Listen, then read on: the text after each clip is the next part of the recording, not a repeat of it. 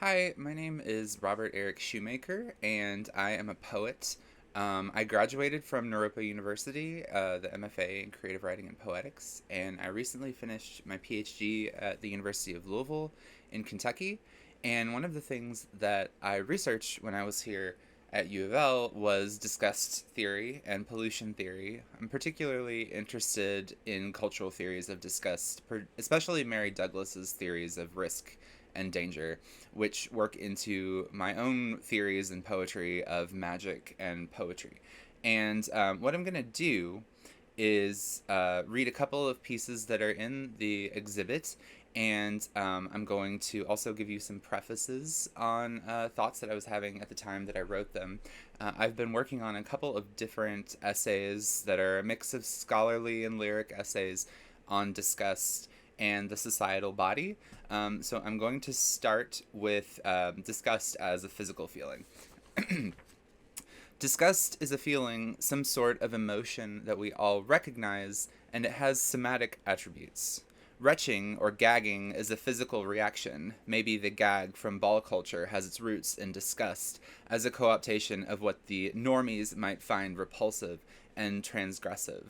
As implied by the side note on the gag, disgust is also related to sets of societal rules.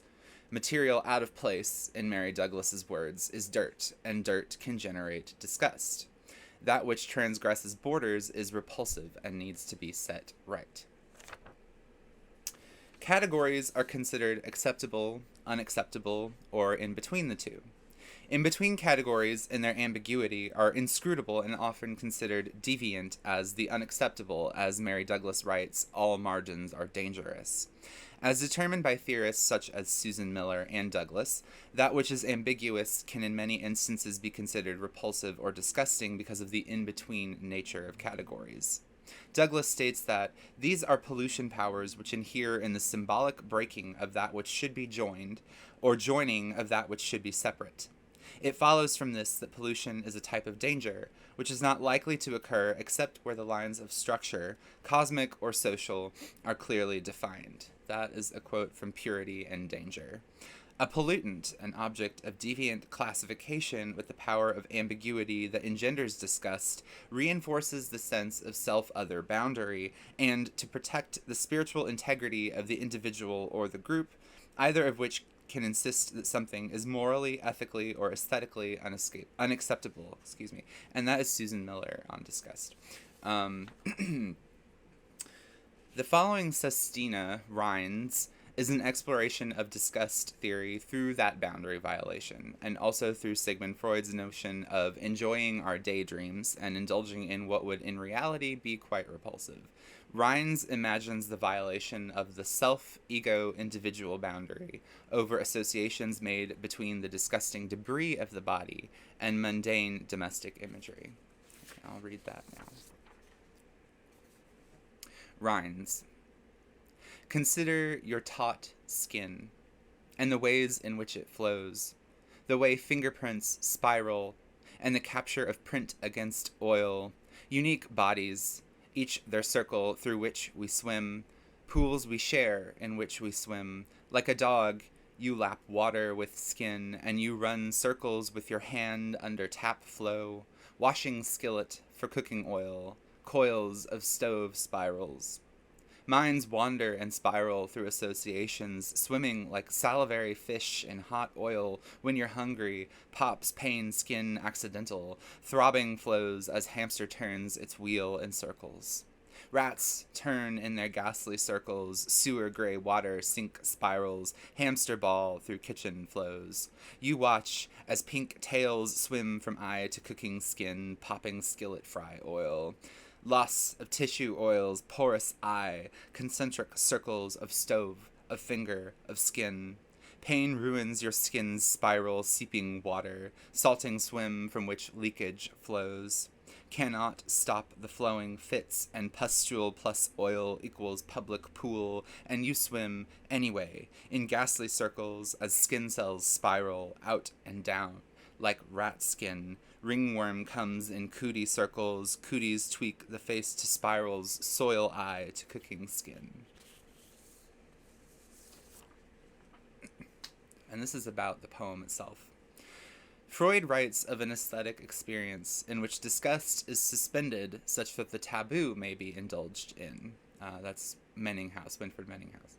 The sestina is a traditional form of poetry written following a repeating end of line scheme. Each ending word becomes the ending word for another line in a subsequent stanza. Repetitious forms seem like a good mechanism for creating the illusion of neuroticism, particularly fixation and obsession. By creating a fixation within the sestina on skin-derivative objects and activities, such as fingerprints, hands, and popping oil, the skin becomes associated with other observed phenomena in the poem. These juxtapositions are meant to create a disgust factor. The oil of bodies and sloughing of skin represent boundary breakage, and spinning rats and hamsters, while the subject you is cooking, creates an association between food and rodent. These juxtapositions largely center on food disgust and the combination of clean with unclean.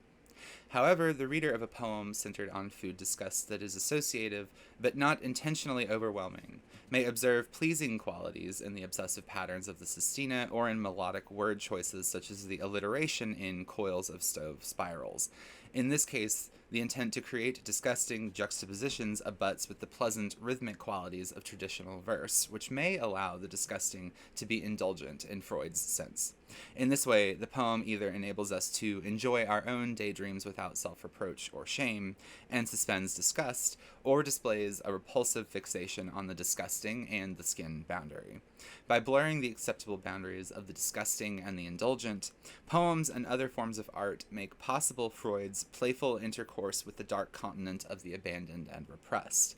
The repressed in this poem possibly relating to the libidinous qualities of the skin and of tactile sensation. One may go so far as to associate obsession with the skin boundary with fixation on the liminal spaces of the self boundary, which is frequently linked to the disgusting. The poem's success hinges on the extent to which the individual reader experiences a mix of disgust and pleasure at reading of the skin boundary, and the extent to which the repetitious fixation on this boundary is pleasant or unpleasant, as well as associative. The skin boundary and the sloughing of this boundary daily represents Freud's associative reminder, the memory bridge between data relating to traumata of the mortality of the body. In the poem, as a work of abstraction from naturalistic prose, the body and the skin become associative, virtual and not actual, aligning with Freud's aesthetic use of disgust. Okay, so that was sort of my take on the physical valences of disgust. And as you could tell, it's beginning to overlap with the other valence of disgust, which is sort of the moral, ethical, societal boundary. So I'm going to transition to other work that begins to theorize that connection, as well as another poem. Mary Douglas argues that the Western self is cast as inherently unknowable by the system, largely to obscure that the Western concept of the rational self is more or less a prop for the system. By defining the self as a rational and responsible individual but not allowing further definition, the enterprise system privileges the more responsible of the selves in the culture and excludes others. This is from Risk and Blame. This, in turn, makes those responsible selves left in the system the successful entrepreneurs of the enterprise culture, which increases the gap between those at the top and those at the bottom, continuing the cycle and resulting in the creation of wealth by a self-reliant meritocracy, in her words. The standard acceptable identity of the self in the United States has socio-historically been the white straight male. This social hierarchy with the male at the top and white above all else has articulated racism into societal structure, as we know. Being female or of color relegates one to the lower caste for the rest of society. Deviations from whiteness, straightness, and or maleness have been punished by lack of rights, legally and constitutionally, and lack of access, economically and socially, among other punishments that are more violent, such as lynching, and more seemingly benign, including casual homophobia. Deviant and marginal identities, as demonstrated earlier, are considered polluting outside and other to normative society, here disgusting. When deviant identities meet deviant behaviors, or more sinisterly, meet supposed or anticipated deviant behaviors, excessive punishment and institutionalization occurs. As Mary Douglas writes in Purity and Danger, this is a long quote, those holding office in the explicit part of the structure tend to be credited with consciously controlled powers, in contrast with those whose role is less explicit and who tend to be credited with unconscious, uncontrollable powers, menacing those in better defined positions. It is the existence of any angry person in an interstitial position which is dangerous, and this has nothing to do with the particular intentions of the person. I really love that quote. For instance, persons who identify as a different sexuality or gender identity than that assigned at birth have historically been treated as mentally ill. The classification of gender dysphoria survived to DSM-5. People of color are vastly more incarcerated than white people, making up 34% of the imprisoned in 2014. Those who express deviation of identity or behavior from the norm are punished accordingly with so-called therapy, and this is the therapeutic model that Mary Douglas talks about, not talk therapy. Because individuals and systems punish behavior and identity with legal or constitutional regulations and with societal boundaries, punishment will be doled out based on the individual or system in question. Deviance, resultant from ambiguity and marginalization compared to a norm, manifests as repulsive, disgusting, and distasteful to that norm. The behavioral deviance of criminals and the mentally ill is often repulsive to the normative. The degree to which these behaviors are repulsive coordinates to the degree of deviance. Murder is more repulsive than theft, but both can be considered morally disgusting. And speaking of crime itself, gratuitous murder is even more repulsive and may manifest core disgust reactions like gagging. Manic behavior is disconcerting to the mentally normative person, and schizophrenic behavior is even more so. Disgust is an ethic discerning activity and feeling and allows for the recognition of deviance from the norm. Disgust helps the individual determine where boundaries are from the physical body to the societal body. These boundaries are ethical and informed by the society of which the individual is a part. In Western society, ethics against deviance from the normal, white, male, straight, reinforces repulsion from the other.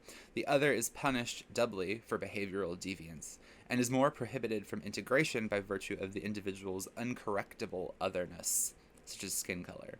Due to double otherness, and with no right of aggregation which can definitely assign him a new position, he remains in the margins with other people who are similarly credited with unreliability, unteachability, and all the wrong social attitudes. That's a quote from Mary Douglas, Purity and Danger. The institution is the therapeutic zone for deviance in America. Foucault's imprisoning panopticon, where action is visible, precipitates the healing of the prisoner and reinforces the power of the healer, in this case, the white straight male. And that's from Discipline and Punish, which I'm combining with Mary Douglas's theories in that paper.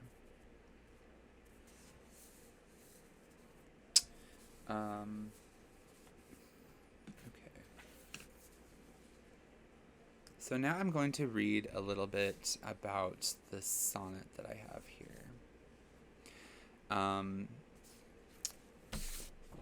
The New Colossus is a broadside that I created, and this is a little excerpt from the statement that I made for an installation of it. The broadside was part of a sequence called Activist Triptych, which is a sequence of broadsides confronting contemporary political oppressions at the U.S.-Mexico border and in the environment. The Numic Colossus and Guarda las Niñas are activist poems parodying the 45th president's border policies and exploring the tragedy of separations at the border, respectively.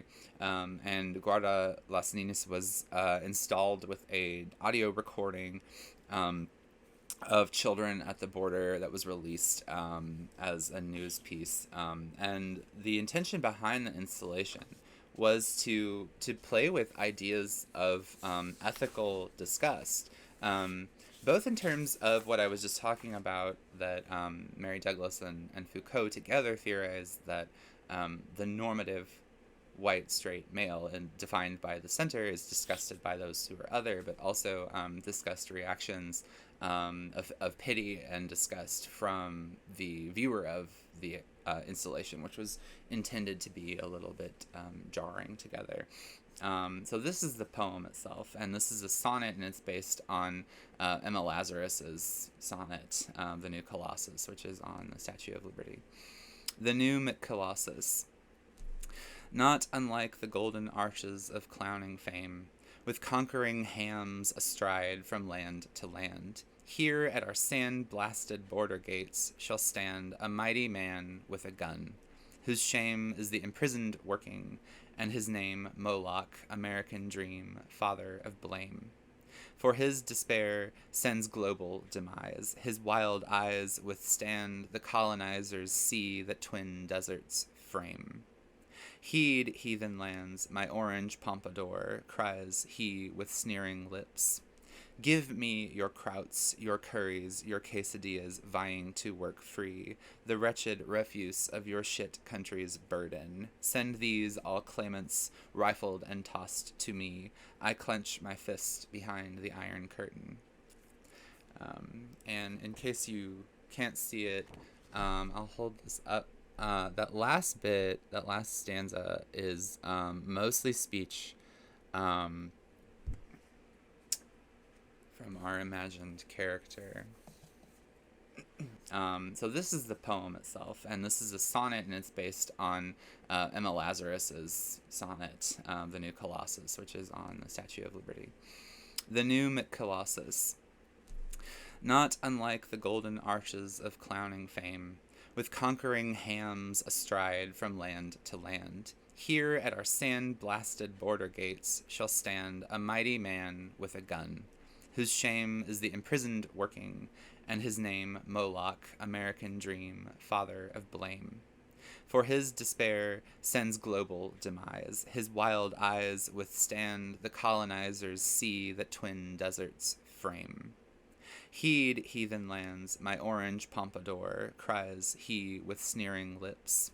Give me your krauts, your curries, your quesadillas, vying to work free, the wretched refuse of your shit country's burden. Send these, all claimants, rifled and tossed to me. I clench my fist behind the iron curtain.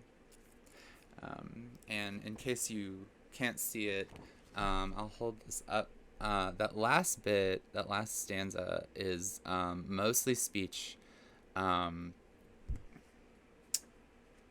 our imagined character. I believe I have one more little piece to read, if I can find it.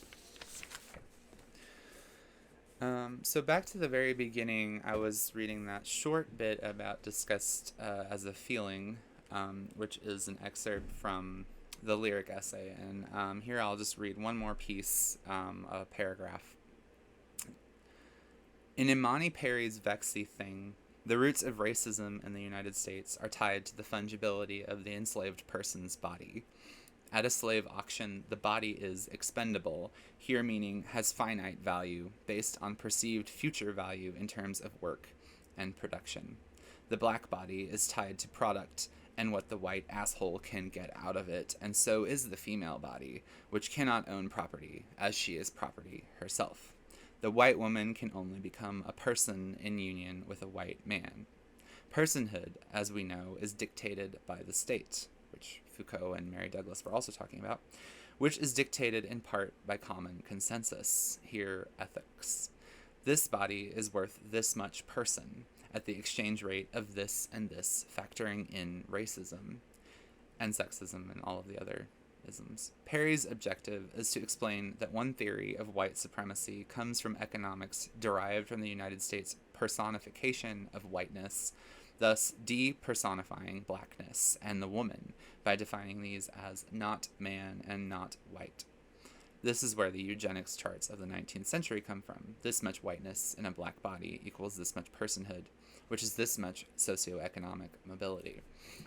So hopefully this sort of conglomerate has shown you what I'm thinking about in terms of how disgust manifests physically, but also in terms of ethics and its defining of boundaries and culture and identity. I think that these poems that I've been working on work pretty interestingly in tandem, make me think about all of these things, and I hope that you're thinking about them too. Thanks very much.